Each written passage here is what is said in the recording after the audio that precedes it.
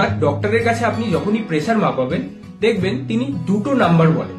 For example 120/80। এবার এইখানে দুখানা নাম্বার কেন বলা হলো?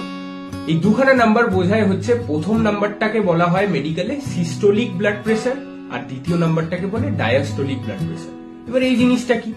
সিস্টোলিক ব্লাড প্রেসার হচ্ছে হার্ট যখন কন্ট্রাক্ট করেছে তখন ব্লাড ভেসেলের মধ্যে যতটা ম্যাক্সিমাম প্রেসার থাকে সেটাকে বলে সিস্টোলিক ব্লাড প্রেসার। আর হার্ট যখন রিল্যাক্স করেছে তখন ব্লাড ভেসেলের মধ্যে যেটা মিনিমাম প্রেসার থাকে সেটাকে বলে হচ্ছে ডায়াস্টোলিক ব্লাড প্রেসার। এবার এই জিনিসটা অনেকটা কমপ্লেক্স লাগছে, সিম্পল করে যদি বোঝাই, সাপোজ একটা বেলুনে আপনি হাওয়া ভরছেন, তো বেলুনটাকে যখন ফু দিয়েছেন তখন তার ওয়ালে যেই প্রেসারটা লাগছে সেটাকে বলবো হচ্ছে সিস্টোলিক ব্লাড প্রেসার। আর যখন আমরা হাওয়াটাকে দেওয়া বন্ধ করে জাস্ট বেলুনটাকে ধরে রেখেছি তখন ওয়ালের গায়ে যেই প্রেসারটা লাগছে সেটাকে বলবো ডায়াস্টোলিক ব্লাড প্রেসার।